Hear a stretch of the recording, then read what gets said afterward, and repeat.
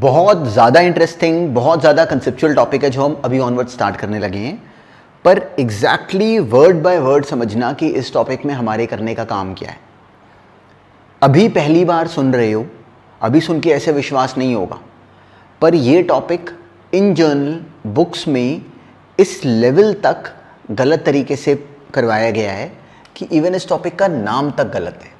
Permutation and combination हम नाम सुनते हैं तो हमें ऑब्वियसली ये फील होता है कि इस टॉपिक में करने वाला जो मेन टास्क है वो परमुटेशन एंड कॉम्बिनेशन है, जो कि बिल्कुल गलत है। ये टॉपिक में जैसे बताया जाए वर्ड बाय वर्ड इसको वैसे पकड़ना, ये टॉपिक एक्चुअली अपने आप में इसके क्वेश्चंस अभी रेगुलर सिलेबस, ये टॉपिक उन टॉपिक्स में से है जो कि जो हम रेगुलर सिलेबस में अभी करेंगे यही फॉर कॉम्पिटिटिव एग्जाम्स है। तो आईआईटी की 100% प्रिपरेशन इस टॉपिक की, एक्सेप्ट फॉर से 2-3%, 2-3% के अलावा complete preparation even for IIT any question जो आज तक आए हुए हैं वो हमारा अभी के अभी सॉल्व होना शुरू हो जाएगा अगर हमारी कंसेप्चुअल अंडरस्टैंडिंग वैसे बन गई जैसे बताया जाए। तो इस टॉपिक में करना क्या है, अभी परमुटेशन कॉम्बिनेशन नाम को मत सोचो, अभी बस जो बताया जाए उसको वर्ड बाय वर्ड फॉलो करो। तो चलो पहले बिल्कुल बेसिक्स थ्योरी से शुरू करते हैं कि एक्चुअली करने वाला काम क्या है, फिर चलेंगे आगे नामों पे साथ साथ, पर पहले केवल अभी फोकस करते हैं कि हमने इस टॉपिक में करना क्या है। तो इस पूरी डिस्कशन को समझते हैं थ्रू एन एग्जाम्पल। तो बस ये एग्जाम्पल केवल नोटिस करो, अब केवल सुनो और जो जो बातें बोली जाए कि लिखो वैसे उनको लिखना साथ साथ। अब ये नोटिस करो, अब ये सोचो कि हम किसी शॉप में गए, हम सिंपली एक शॉप में गए, एक स्टेशनरी की शॉप है, हम उस स्टेशनरी की शॉप में गए, उस स्टेशनरी की शॉप में मान लो कि 10 तरह की पेंसिल्स रखी हुई हैं, 10 तरह की पेंसिल्स हैं, 10 अलग अलग तरह की पेंसिल्स पड़ी हुई हैं। हमें किसी ने कहा कि एक पेंसिल ले लो, तो उस एक पेंसिल को ले सकने के हमारे पास कितने तरीके होंगे, मतलब how many ways are there to take one pencil out of 10 different pencils, how many ways are there to take one pencil out of 10 different pencils. Word by word सुनना, हमारे सामने 10 तरह की पेंसिल्स रखी हुई हों तो हमने कोई भी एक पेंसिल लेनी हो, मान लो वो पेंसिल अगर ABC ऐसे J तक है तो हमने 10 में से कोई भी एक पेंसिल लेनी थी, तो हमारे पास कितने तरीके हैं उस एक पेंसिल को ले पाने के, कितनी चॉइसेस हैं, 10। तो सिंपली 10 में से एक पेंसिल को ले पाने के तरीके कितने हो गए, 10। तो अब ये लाइन सुनो, इस टॉपिक के पूरे टास्क में, कंप्लीटली इस टॉपिक में हमेशा क्या होगा कि हमसे किसी काम को करने के नंबर ऑफ वेज पूछे जाएंगे।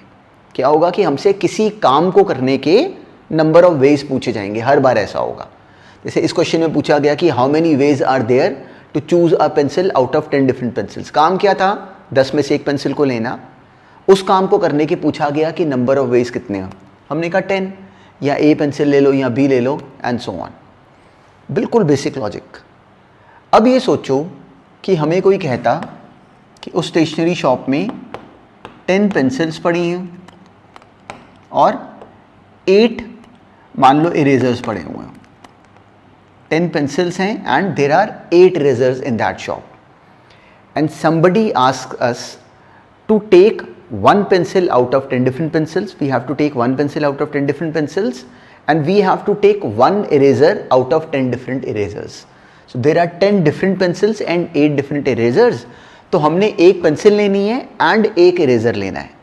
किसी ने कहा कि बताओ कि ये काम कितने तरीकों से कर सकते हो, तो हमने सोचा कि जो पेंसिल्स हैं वो तो A से लेके J तक थी, जो इरेजर है मान लो हम उसका नाम रख लें 1 से लेके 8 तक, 1 2 3 ऐसे सिंपल सा 8 तक। पेंसिल्स हैं A से लेके J तक, इरेजर्स हो गए 1 से लेके 8 तक। तो अब हमने कहा कि सोचा कि कितने तरीक़ों से हम ये काम कर सकते थे, तो हमने सोचा कि या तो A पेंसिल ले लें और 1 इरेजर ले लें, या A ले लें 2 ले लें, A3 A4 ऐसे लास्ट में A8। तो A पेंसिल को लेके 8 केसेस बने, फिर हमने B वाले गिने वो भी 8 आ रहे थे, C वाले गिने 8 आ रहे थे, कितने केसेस बने 80। तो हमें दिखा कि जब हमने इन 10 पेंसिल्स में से एक पेंसिल लेनी है एंड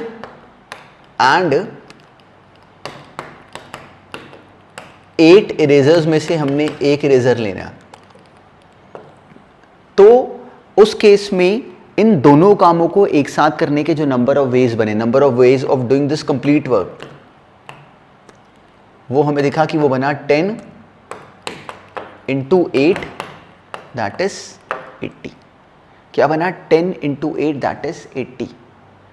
अब एक यहाँ से इतने बेसिक से सवाल से हमारे काम का एक बहुत ही इंपॉर्टेंट वर्ड निकला and that is this and. अब इसमें हमारे काम का वर्ड क्या है? केवल इसको सुनना भी ध्यान से, उसके बाद इसको बिल्कुल साथ साथ लिखना अपनी कॉपी में। यहाँ से हमें क्या पता चला कि कभी हमें कोई काम दिया जाए, हमें कहा जाए कि ये काम भी करो एंड ये काम भी करो, क्या हो क्वेश्चन? कि we have to do this work and we have to do this work.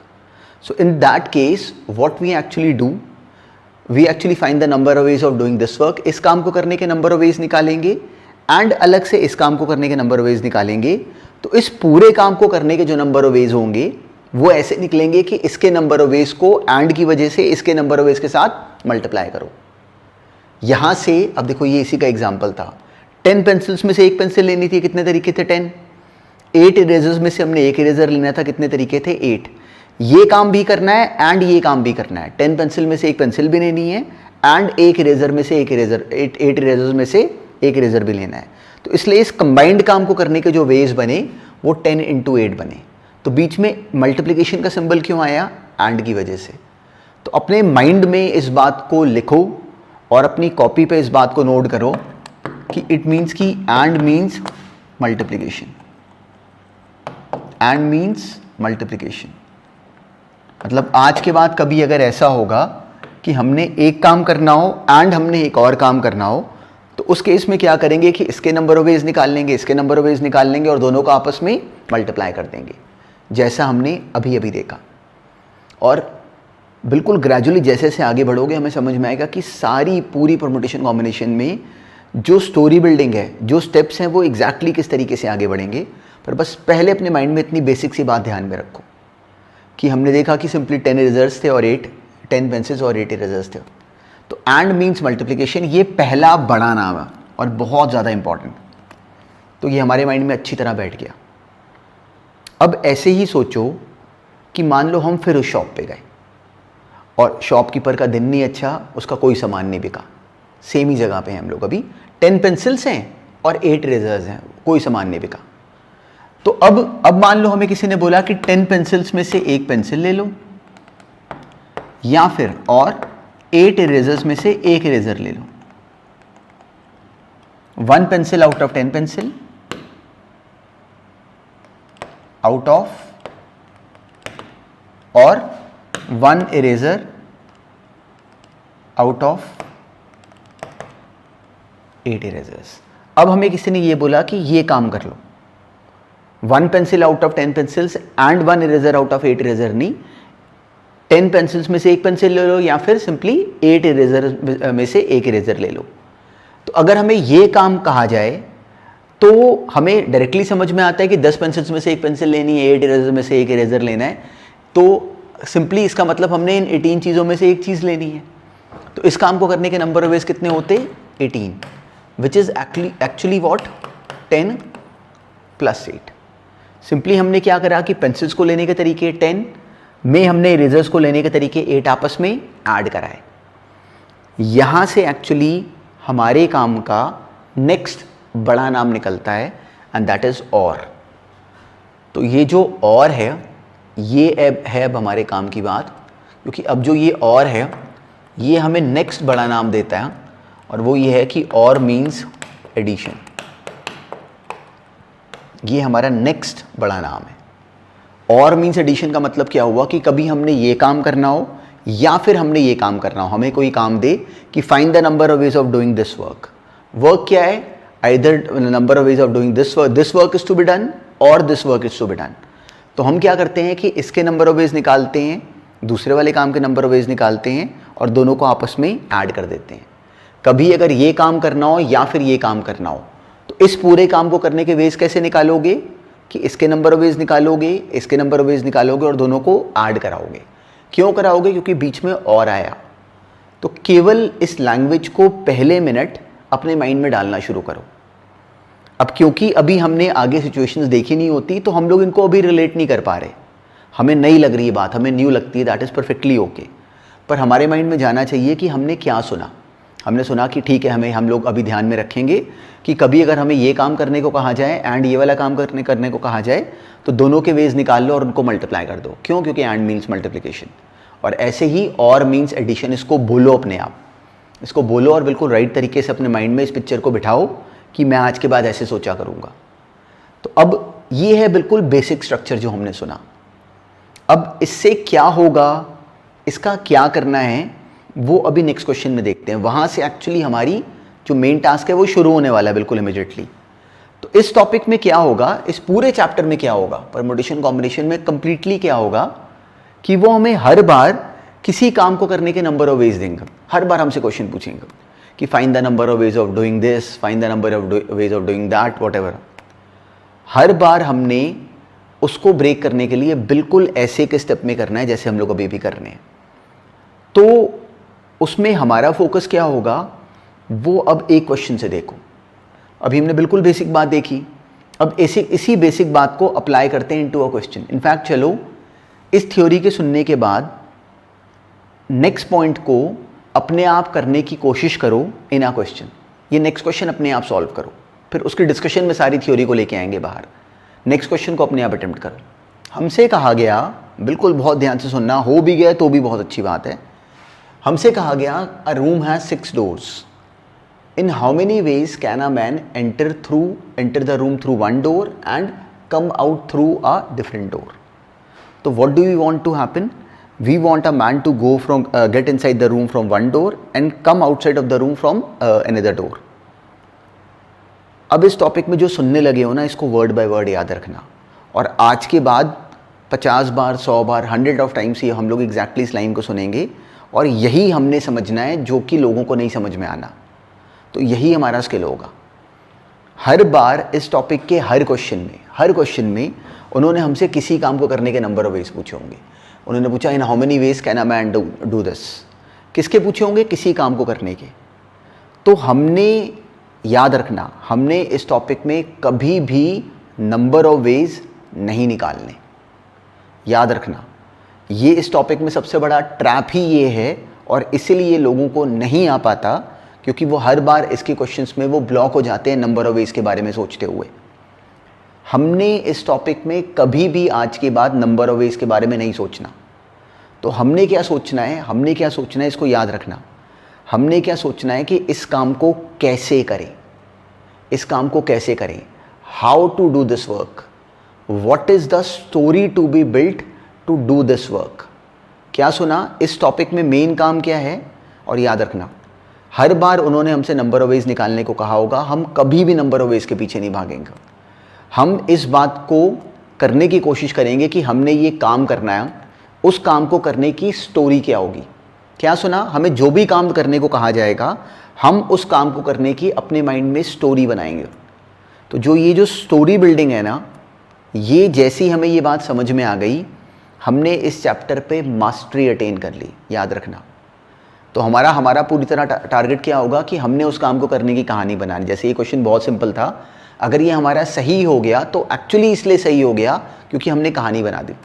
हमारी इस क्वेश्चन में कहानी क्या है, मैं नंबर ऑफ वेज नहीं निकालूंगा, अपने आप बनेगी स्टोरी, नंबर ऑफ वेज साथ में आएंगे, नंबर ऑफ वेज हमारे सामने आएंगे।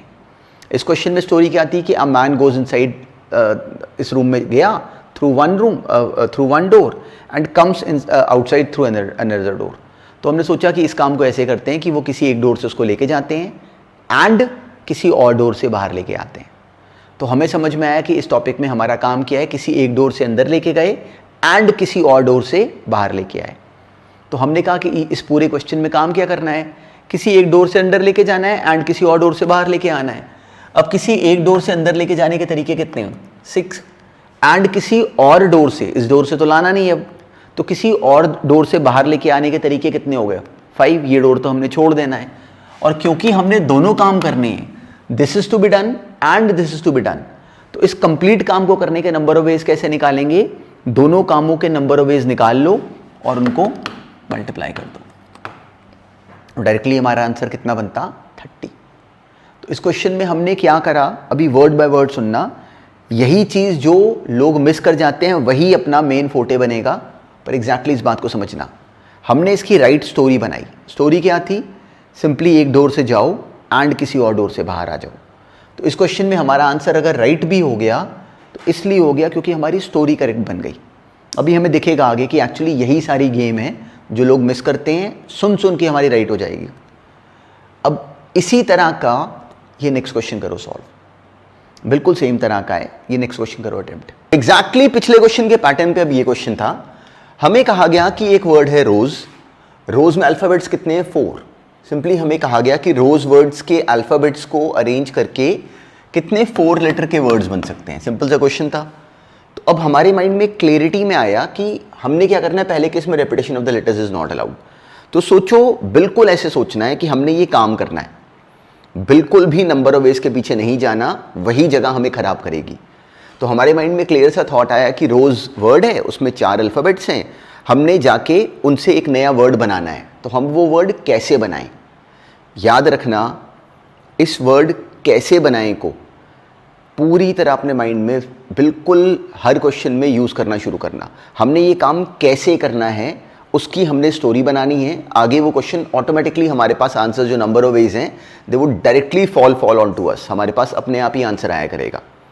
तो अब जो रोज वर्ड है हमारे हाथ में, सोचो कि 4 अल्फाबेट्स हैं, हमने ये काम करना है। हमने कैसे करा, हमने कहा एक अल्फाबेट लो, पहली जगह पे जाके फिल कर दो, एंड फिर सेकेंड अल्फाबेट लो, एक और अल्फाबेट लो, एंड फिर सेकेंड जगह पे जाके फिल कर दो, एंड फिर थर्ड प्लेस को फिल करो, एंड फोर्थ प्लेस को। तो हमने इस काम को करने की कंप्लीट स्टोरी बिल्ड करी। नंबर ऑफ वेज हमारे सामने अपने आप आएंगे। तो अब हमें क्लियरिटी है कि हमने एक अल्फाबेट लिया, जाके पहली जगह पे भरा, तो अल्फाबेट्स थे कितने 4, तो पहली जगह को फिल करने के 4 वेज, एंड सेकेंड प्लेस को फिल करने के फिर 3, फिर 2, फिर 1। तो आंसर बन गया 4 × 3 × 2 × 1 which is 24। So this was the first part. Second part में हमें कहा गया कि रेपिटेशन अलाउड है, मतलब हम किसी भी अल्फाबेट को कितनी बार भी भर सकते हैं। तो हमें समझ में आ गया 4 × 4 × 4 × 4, डायरेक्टली 4 की पावर 4। तो स्ट्रेट फॉरवर्ड जो आंसर बनता है that was this which is 256। पर लॉजिक नोटिस करो कि हर बार हमने स्टोरी बिल्डिंग पे जोर देना है और एंड तक एक्चुअली एग्जैक्टली यही काम है। अब नेक्स्ट करो। हमें कहा गया कि 4000 से 5000 के बीच में नंबर्स बनाओ इन डिजिट्स को यूज करते हुए 4, 5, 6, 7, 8 जो कि डिविजिबल बाय 5 हो। तो अब की बार हमें क्लैरिटी है कि हमें 2 शर्तें दी गई। एक तो नंबर 4000 और 5000 के बीच में हो, तो हमें समझ में आया कि वो तभी होगा इस केस में जब फर्स्ट प्लेस पे तो 4 रख लेंगे। और नंबर डिविजिबल बाय 5 होने के लिए हमें क्लैरिटी है कि ऑब्वियसली जो लास्ट वाली प्लेस होगा उसको 5 का मल्टीपल होना चाहिए, और वो तभी होता जब यहाँ पे 5 होगा। तो अब पहली प्लेस और लास्ट प्लेस को हमने इस काम में फिल कर लिया। अब हमारे पास क्या बचा, सिंपली हमें यहाँ पे गिवन नहीं है कि रेपिटेशन, वैसे यहाँ पे अगर केवल डिजिट्स ऐसे दिए गए हैं तो रेपिटेशन नहीं अलाउड, इन्हीं को यूज़ करना है हमने। तो अब हमने 4 और 5 तो यूज़ कर लिए, 6, 7, 8 हमारे पास 3 डिजिट्स बचे और हमने इन दोनों प्लेसेस को फिल करना है। तो उन 3 में से एक डिजिट को लेते और यहाँ फिल कर लेते, 2 में से एक को लेते और यहाँ फिल कर लेते। तो जो आंसर बना दैट इज़ 6। तो जो नंबर ऑफ नंबर्स बनते 4 डिजिट के जो कि एग्जैक्टली इस कंडीशन को फुलफिल करें वो 6 बनते हो। और इस लॉजिक को ऑब्जर्व करो कि एक्चुअली कितनी सिंपल बात है। अब ऐसे ही नेक्स्ट करो। हमसे कहा गया कि 3 डिजिट का ऑड नंबर बनाओ। तो हमें क्लैरिटी है कि अगर हमने 3 डिजिट का अगर ऑड नंबर बनाना है तो लास्ट प्लेस पे उसके लिए डायरेक्टली जो आएगा number that would be odd. तो 1, 2, 3, 4, 5, 6 में से ऑड नंबर्स कितने थे, 1, 3 और 5। तो उन तीनों में से हम कोई यहाँ पे फिल कर लेते, और अगर रेपिटेशन नहीं अलाउड तो जो बाकी बचे हुए नंबर्स थे उनको पहली दोनों जगह पे आराम से फिल कर लेते। तो हमने डिसाइड करा कि जो ये वाली प्लेस है इसको फिल कर लेते हैं 1, 3 और 5 में से किसी एक से। तो 3 तरीके हो गए। तो एक डिजिट तो हमने यूज़ कर लिया इन तीनों में से, 1, 3, 5 में से एक तो यूज़ हो गया। टोटल 6 डिजिट्स हैं, एक डिजिट यूज़ हो गया, कितने बचे 5। तो उन 5 में से यहाँ पे कोई भी भर लेते हैं, 0 तो यहाँ पे है नहीं तो कोई ट्रबल नहीं है, और बचे हुए 4 में से कोई एक यहाँ पे भर लेते हैं। तो हमारा आंसर बन जाता है 20 × 3 दैट इज 60, अगर रेपिटेशन अलाउड नहीं होती। First part. सेकेंड पार्ट में गिवन था कि रेपिटेशन इज अलाउड। तो उस केस में अब यहाँ पे तो सिंपली ऑड नंबर आना है, 3 तरीके हो जाते हो। अब जो पहली प्लेस है उस पर 6 में से कोई भी भर दो, और नेक्स्ट प्लेस पे भी 6 में से कोई भी भर दो। तो 6 × 6 दैट इज 36 × 3। तो इस वाले पार्ट का आंसर होता 108। ये चाहिए हमें सेंस एग्जैक्टली। ये हमें कहा गया कि ट्राइंगल वर्ड को अरेंज करो। तो हमें समझ में आता है कि हमारे हाथ में अल्फ़ाबेट्स हैं, हमने सिंपली उनको फिल करते जाना है।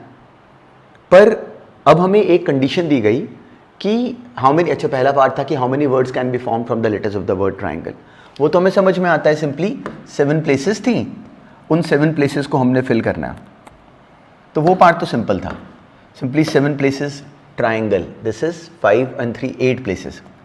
तो जब हमने 8 प्लेसेस को, इनको सोचो ये 8 प्लेसेस हैं, इनको फिल करना है, तो हम लोगों ने फिल करना शुरू करा 8 × 7 × 6 × 5 × 4 फिर × 3 × 2 × 1, ये हमारा जवाब बन जाता। अब नेक्स्ट पार्ट था कि कितने ऐसे वर्ड्स बनेंगे जो कि शुरू टी से हों और एंड ई से हों। तो हमें सिंपली समझ में आता है कि शुरू में टी रख दो, एंड में ई रख दो। अब जो बाकी हमारे हाथ में जो 6 अल्फ़ाबेट्स बचे, उनको फिल करना शुरू कर दो, 6 5 4 3 2 1।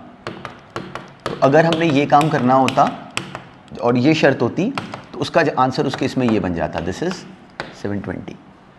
तो लॉजिक को पकड़ो, लॉजिक को पकड़ो। लॉजिक क्या है कि इसमें हमने स्टोरी कैसे बिल्ड करनी है, और बार बार इस बात पे नोटिस करो कि कोई मर्जी क्वेश्चन है, what I am trying to do. चलो अब ये हमने करा, लास्ट क्लास तक जो हमने काम कराया उसका जस्ट हम लोगों ने एक सॉर्ट ऑफ 2-3 क्वेश्चंस के थ्रू उस पॉइंट्स को रिवाइज करा। अब आज वाली क्लास में अब कुछ नया सुनते हैं। तो अब जो क्वेश्चंस पूछूंगा उनको साथ साथ बोलूंगा, तो उनका आंसर देने की करना, अपने आप साथ में बिल्कुल स्क्रीन के आगे उनका आंसर देने की करना साथ साथ। और उसके बाद उसके थ्रू एक सेंस पकड़ेंगे कि एक्चुअली इस चैप्टर में करने वाला अब नेक्स्ट स्टेज का काम क्या है। तो अब ये जो थ्योरी है इसको केवल नोटिस करो पहले। अब हम लोग बिल्कुल शुरू में रिकॉल करो कि एक शॉप में गए थे, वहाँ पे 10 शार्पनर्स, 10 पेंसिल्स थी, 10 डिफरेंट पेंसिल्स थी और कुछ शार्पनर्स थे। चलो अभी पेंसिल्स ही रखते हैं, 10 पेंसिल्स पड़ी हो शॉप में। हमें किसी ने कहा कि 10 में से एक पेंसिल ले लो। सिंपली हमें क्वेश्चन दिया था कि 10 में से एक पेंसिल ले लो। तो हमें समझ में आया कि 10 डिफरेंट पेंसिल्स थी, एक पेंसिल को लेना है, कितने तरीके पॉसिबल हुए, 10 तरीके, या पेंसिल ए ले ली, या बी ले ली, या जे ले ली। तो अगर एक पेंसिल लेनी थी तो हमें समझ में आया कि 1 पेंसिल को ले पाने के नंबर ऑफ वेज कितने थे, 10। अब जो अभी क्वेश्चन है वो ये है कि हमने उस शॉप से एक्चुअली 2 पेंसिल्स लेनी है। सिंपल सा क्वेश्चन है कि हमने उस शॉप में जाके 2 पेंसिल्स लेनी है। तो अपने माइंड में कोशिश करके इसका जवाब बनाओ। उस शॉप में सोचो कि 10 डिफरेंट पेंसिल्स पड़ी हुई हैं, हमें किसी ने कहा कि उन 10 डिफरेंट पेंसिल्स में से 2 पेंसिल्स ले लो। तो अब इस काम को कितने तरीकों से कर सकते थे। तो इसको एक्चुअली, इस बात को यहाँ पे रोक के इसका जवाब बनाने की कोशिश करो। तो जो सबसे कॉमन गलत आंसर आता है, और क्या पता वो आया हो, वो होता है कि एक पेंसिल को लेने के 10 तरीके हैं, अगली पेंसिल को लेने के 9 तरीके हैं, वो हो गया 90। जो सबसे कॉमन रॉन्ग आंसर आता है दैट इज 90। तो अब 90 जब हमने बनाया तो उसमें गड़बड़ क्या है, हमें तो पहले ये समझ में आना चाहिए कि देखने में तो बिल्कुल राइट हमने करा। हमने कहानी भी बनाई कि 10 में से हमने एक पेंसिल ली और बाकी बची 9 में से एक पेंसिल ले ली। तो हमने सिंपली 2 पेंसिल्स को लिया और हमने दोनों काम करने हैं, तो 10 × 9 कर दिया। तो it sounds so correct but it is wrong. तो हमें समझ में आना चाहिए कि एक्चुअली ये करते समय हमसे गलती क्या हुई। और बहुत इंपॉर्टेंट बात है, वर्ड बाय वर्ड समझना। किसी किताब ने ये बताया नहीं हुआ डायरेक्टली, तो बच्चों को या इस लेवल तक ये टॉपिक नहीं आता होता, पर वर्ड बाय वर्ड हमें आना चाहिए। अब क्या होता है कि इसमें सोचो कि अगर पेंसिल्स का नाम रख लेते हैं A B C, ऐसे मान लो J तक। तो जब हमने 10 × 9, हमने जब 10 × 9 करा तो हमने पहले एक पेंसिल ली A। जो पहले वाला 10 है उसका मतलब क्या हुआ कि हमने एक पेंसिल ली, 10 तरीके थे। तो उन 10 केसेस में कभी बारी सोचो A की आई, A की बारी आई। अब A के साथ हमने फिर बाकियों के केसेस बनाए, A B A C A D and so on. ठीक है, बिल्कुल ठीक है वो। फिर उसके बाद कभी इन्हीं 10 में बारी आई B की, जो ये वाला जो शुरू वाला 10 है, इसी में बारी कभी B की भी आई। तो जब B की बारी आई तो उसने भी सारे केसेस बनाए, B A B C B D and so on. तो क्या हमने इतनी सी बात में नोटिस करा कि जब हमने 10 × 9 करा तो उसमें 10 × 9 में एक केस AB वाला A और B के लिए भी काउंट हो गया, और एक केस वही वाला B A में भी डायरेक्टली फिर से काउंट हो गया। तो क्या हम ये रियलाइज़ कर पा रहे हैं कि जब हमने 10 × 9 केसेस बनाए तो जो ये 90 केसेस बने उन 90 केसेस में ए बी भी आ रहा है और बी ए भी आ रहा है, सी डी भी आ रहा है और डी सी भी आ रहा है। पर हम कभी ऐसे पेंसिल्स करते हैं सिलेक्ट कि पेंसिल ए और बी ले लो या बी और ए ले लो, तो वो दोनों तो सेम बातें हैं, तो उनको हम 2 बार क्यों काउंट कर रहे हैं? जब ए बी हमने एक बार गिन लिया तो बी ए को अलग से थोड़ी गिनना चाहिए। तो इसलिए जब हमने 10 × 9 90 बनाया तो हमें समझ में आया कि हमसे गलती ये हो रही है कि इस केस में बहुत सारे केसेस हैं जो कि रिपीट कर रहे हैं, ए बी भी आ रहा है, बी ए भी आ रहा है, तो हमें उनको 2 बार नहीं काउंट करना चाहिए। और ऐसा हर केस 2 बार आ रहा है, डी एफ भी आ रहा है और एफ डी भी काउंट हो रहा है। तो इसलिए अब एक चालाक बच्चे ने करा कि उसने सिंपली कहा कि इसका हाफ कर लो, इसका हाफ कर लो। तो उसने अपना आंसर बना लिया 45, बिल्कुल सही है, 45 बनाया। अब ये एक्चुअली इसका सही जवाब था। तो ये क्वेश्चन तो हो गया, ये वाला तो हम हैंडल कर पाया कि चलो ठीक है 45 इसका आंसर बन गया। पर अब ये सोचो कि अगर हमसे इसी शॉप में, मतलब इसमें अब 2-3 बहुत इंपॉर्टेंट बातें हैं। पहली तो ये कि ये गलती कैसे हुई, दूसरी ये कि अब यहाँ तो 2 पेंसिल्स लेनी थी, मान लो अगर हमने 3 पेंसिल्स लेनी होती, तो अगर 3 पेंसिल्स लेने के पे अगर हम जाते, तो अगर और कोई बात ना करी जाए तो हमारे माइंड में तरीका कितना आता कि पहली को लेने के 10 तरीके, फिर 9, फिर 8।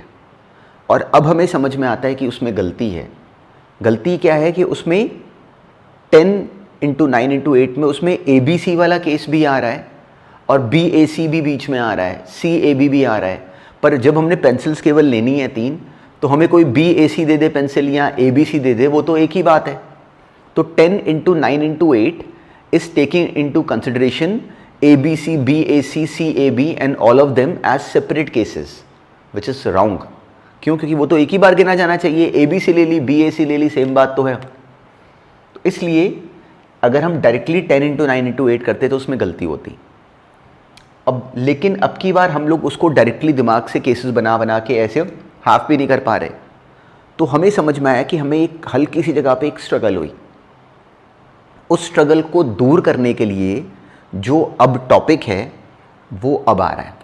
तो जो इस स्ट्रगल को दूर करने के लिए जो अब टॉपिक है, जो हमने अब समझना है, वो नाम है एक्चुअली ये, and that name is combinations.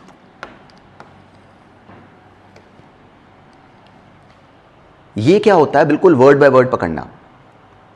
If we have to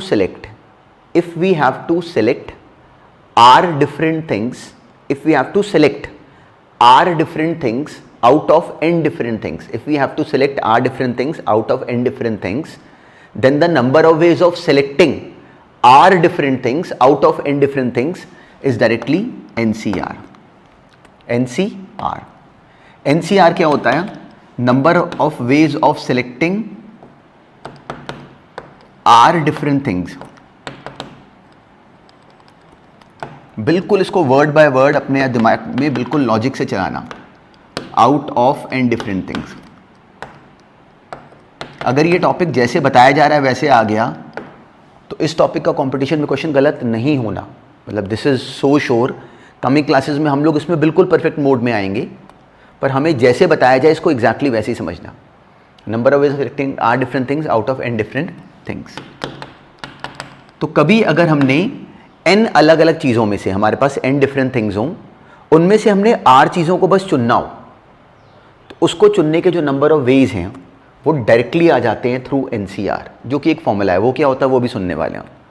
तो जैसे अभी हम लोग जो इस क्वेश्चन पे अगर वापस आएँ, तो if we had to select 2 different pencils, हमने 2 पेंसिल्स चुननी थी, सिलेक्ट करनी थी आउट ऑफ 10 डिफरेंट पेंसिल्स, तो हमें समझ में आता है अच्छा 10 पेंसिल्स में से हमने 2 पेंसिल सिलेक्ट करनी है। डायरेक्टली जो नंबर ऑफ वेज होंगे वो इस फॉर्मूले के अकॉर्डिंग होंगे 10C2। 10C2, जो 10 है वो इसका सुपरस्क्रिप्ट है और जो 2 है वो इसका सबस्क्रिप्ट है, उसको यहाँ पे नीचे लिखेंगे। इसका क्या करना है वो अभी सुनते हैं, पर पहले हमें समझ में आना चाहिए कि इसको यूज़ कब करना है। ऐसे ही अगर हमने 10 अलग अलग पेंसिल्स में से अगर हमने 2 पेंसिल्स अगर सेलेक्ट करनी है तो हमें डायरेक्टली समझ में आता है कि number of veg would be 10C3। तो ये है पहली आज वाली क्लास की बड़ी अंडरस्टैंडिंग कि कभी अगर हमने n अलग अलग चीज़ों में से अगर r चीज़ों को चुनना हो तो उनको चुनने के जो डायरेक्टली नंबर ऑफ वेज होंगे that would be NCR। NCR क्या होता है? n अलग अलग चीज़ों को में से r अलग अलग चीज़ों को चुन पाने के तरीके, केवल उनको सिलेक्ट करना है। तो जो काम हम अभी यहाँ पे अपने आप दिमाग लगा लगा के करने की कोशिश कर रहे थे और ब्लॉक हो रहे थे, उसी काम को हमारे लिए अब करेगा ये फॉर्मूला। कब कब यूज़ करेंगे ये फॉर्मूला? जब हमें कोई n चीज़ें अलग अलग दे और बोले कि इनमें से r को सिलेक्ट कर लो, तो उनको सिलेक्ट करने के जो नंबर ऑफ वेज हैं दैट इज NCR। अब NCR का को सॉल्व करने का जो फॉर्मूला है दैट इज दिस। अब एक नया वर्ड आया, इस वर्ड को अभी सुनते हैं और साथ साथ इसको डाइजेस्ट करते हैं। तो जो ये लिखा हुआ symbol, this is factorial n, और बहुत छोटी सी बात है, this is factorial n। Factorial n क्या होता है? उसको ऐसे लिख देते हैं n फैक्टोरियल, या फिर इसी को लिखने का तरीका होता है ऐसे n फैक्टोरियल। और फैक्टोरियल n का मतलब क्या होता है? फैक्टोरियल n का मतलब होता है 1 से लेके n तक नंबर्स का मल्टीप्लिकेशन। तो फैक्टोरियल n क्या होता है? सिंपली फैक्टोरियल n इज 1 से लेके n तक का मल्टीप्लिकेशन। तो NCR होता है factorial n upon factorial r into factorial n minus r।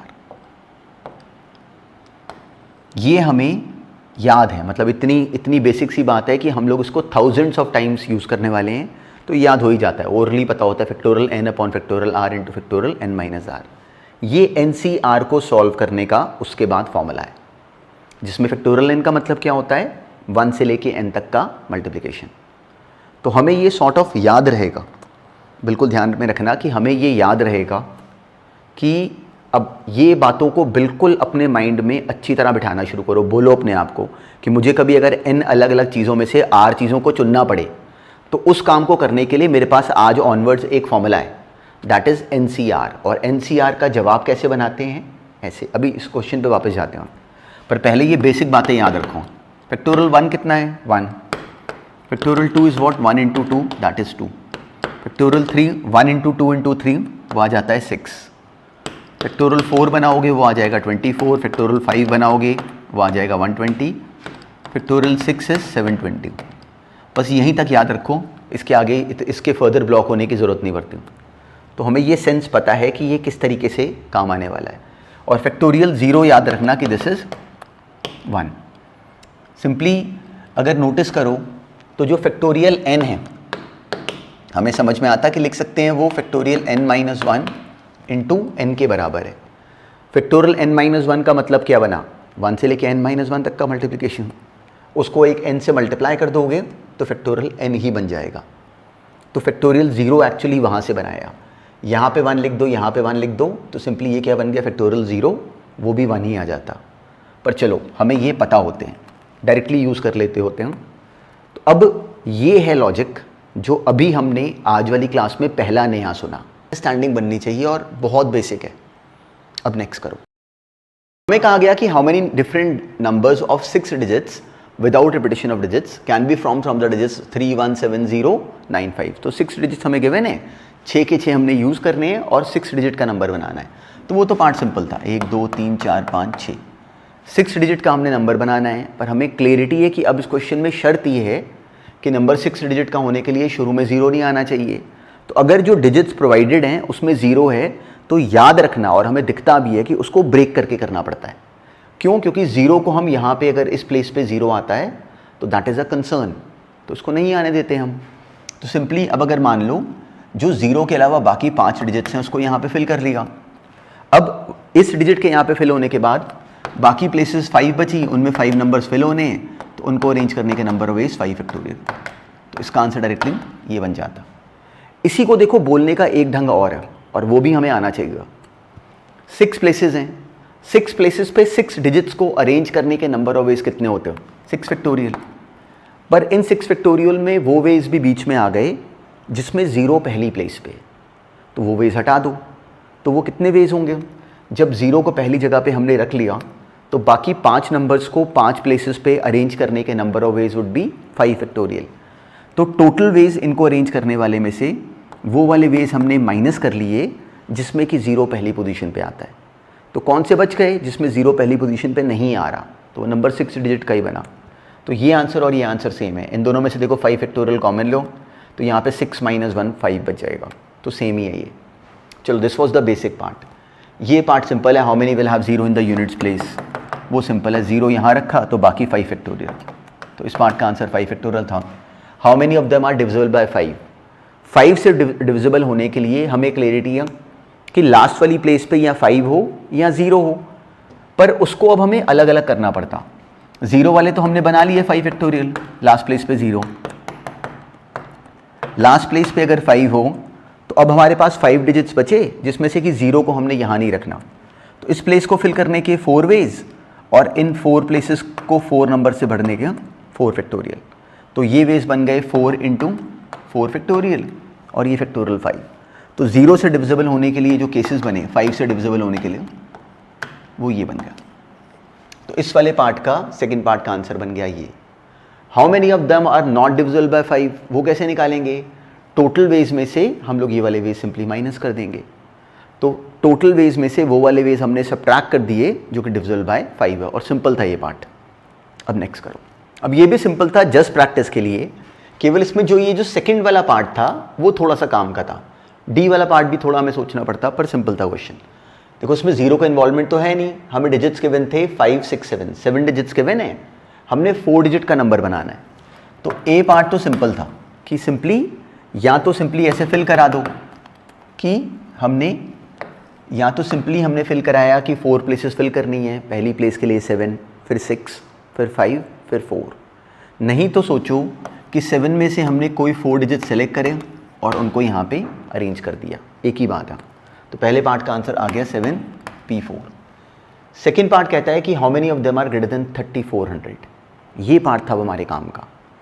3400 से नंबर को बड़ा होने के लिए हमें क्लैरिटी है कि या तो इस फर्स्ट प्लेस पे 3 आ जाए, इस फर्स्ट प्लेस पे 3 आ जाए। तो फर्स्ट प्लेस पे अगर 3 आ जाए, अब ये वाली जो प्लेस है इस पे अब जो नंबर आता उसको 4 या 4 से बड़ा होना चाहिए था। तो 4 या 4 से बड़ा होने का मतलब इस वाली प्लेस को फिल करने के लिए जो पॉसिबिलिटीज़ थी वो थी 4 5 6 7। तो इस प्लेस को फिल करने के लिए कितनी पॉसिबिलिटीज़ बनी? 4। अगर हमने अब इस क्वेश्चन को तोड़ तोड़ के करा, हम एक साथ नहीं कर पा रहे, और अब ये बात हमें समझ में आएगी कि हम कहाँ ब्लॉक हुए अगर हमने इसको एक साथ करने की कोशिश करी। तो ये जो ब्रेक करने की कैपेसिटी हम इंक्रीज़ कर रहे हैं ना, यही ये चैप्टर है। हमने पहली जगह पे 3 रख दिया, अब हमने सोचा कि जो सेकंड वाली प्लेस है इस पर हमें 4 या 4 से बड़ा नंबर रखना है, तभी नंबर 3400 से बड़ा आएगा। अगर पहली पोजीशन पे 1000 प्लेस पे 3 है तो 4 5 6 7 में से कोई यहाँ पे भर सकते थे। तो जब हमने ये भर लिया, इस प्लेस पे कोई नंबर 4 या 4 से बड़ा आ गया, तो 2 नंबर्स तो यूज़ हो गए। अब नंबर्स बचे कितने? 2 नंबर्स यूज़ होने के बाद 5। तो उन 5 में से कोई एक यहाँ पे भर दो 5 वेज में, और बचे हुए 4 में से कोई एक यहाँ पे भर दो। तो ये आ गया 20 × 4, 80 नंबर्स बने जो कि 3400 से बड़े होते और 3000 वाली लाइन में होते। पर अगर मान लो यहाँ पे इस पहली प्लेस पे ही हम जो नंबर भरें 1000 प्लेस पे वो 4 5 6 7 में से कोई हो, तो फिर तो कोई स्ट्रगल ही नहीं। तो अगर हमने इस वाली प्लेस पे, इस पहली प्लेस को हमने फिल करा मान लो 4 तरीक़ों से, तो इसको फिल करने के बाद जब नंबर को हमने 4000 5000 उस रेंज में रखा, तो अपने आप ऑटोमेटिकली वो 3400 से बड़ा हो गया। तो अब जो बाकी प्लेसेस हैं उसमें डिजिट्स कितने बचे? 6 को बाकी भर दो यहाँ पे। इस पहली प्लेस को भरने के 4 तरीके, फिर 6, फिर 5, फिर 4। तो this is what 20 × 4 80, 80 × 6 that is 480। तो हमारा आंसर बन गया 560। तो दिस वॉज द लॉजिक। 20 × 6 120, × 4 420। ठीक है बेटा, ये दोनों ऐड होकर क्या बन गए? 560। तो सेकेंड पार्ट का आंसर बना 560। सी पार्ट था कि how many of them are exactly divisible by 2। ये सिंपल था, इसको अपने आप हैंडल कर सकते हो, बाकी पार्ट बेकार था। अगर हमें नंबर एग्जैक्टली डिविजिबल बाय 2 चाहिए तो सिंपली जो ये वाली जो प्लेस बने, जो थाउजेंड्स वाली जो प्लेस होनी चाहिए थी, हमें बस वो चाहिए थी कि जो 10 जो वंस वाली प्लेस हो इस पे इवन नंबर आना चाहिए। इवन नंबर कितने थे? 2 4 और 6। 1 से लेके हमें 7 तक भरे गए थे, तो यहाँ पे 2 4 और 6 में से कोई भर दो, हमारी स्ट्रगल ख़त्म। इसको फिल करने के 3 तरीके, 6 डिजिट्स बच गए, उनको फिल कर दो 6 वेज में, फिर 5 में, फिर 4 में। तो ये था इस पार्ट का जवाब। डी पार्ट ने हमें कहा कि नंबर हमें चाहिए था कि डिविजिबल बाय 25 हो। तो अब हमें क्लैरिटी थी कि नंबर डिविजिबल बाय 25 होने की जो सिचुएशन बनती है इस क्वेश्चन में, वो कब बनती कि जो लास्ट के 2 डिजिट्स हों वो या तो 25 हों या 50 हों। रिकॉल करो कि 25 के मल्टीपल्स का बिहेवियर क्या होता। तो जो आखिरी 2 प्लेसेस हों उनमें या तो 25 या 50 या 75 होना चाहिए। तो यहाँ पे 25 तो बन सकता था, यहाँ 2 भर दिया, यहाँ 5 भर दिया। अब इन 2 प्लेसेस को फिल करने के लिए हमारे पास 5 डिजिट्स हैं और 5 डिजिट्स और 2 प्लेसेस हैं। तो इसको भरा 5 तरीक़ों से, इसको 4, तो ये बन गए 20। और ऐसे ही 75 वाला केस बना लिया, क्योंकि यहाँ पे 50 या 00 आ ही नहीं सकता, वो भी बन गया 5 × 4 दैट इज़ 20। तो आंसर मिला के क्या बन गया 40 मीज। तो डी वाले पार्ट का आंसर था 40। How many of them are exactly divisible by 4, ये हमने पहले भी करा हुआ है। रिकॉल करो केसेस बनाते कि एंड में क्या क्या बन सकता है, 12, 16 एंड सो ऑन। इसमें केसेस ज़्यादा बनते पर क्वेश्चन ये भी सिंपल था। तो अब ये आई एम श्योर कि इस वाले पार्ट को सही हैंडल कर पाए होगे।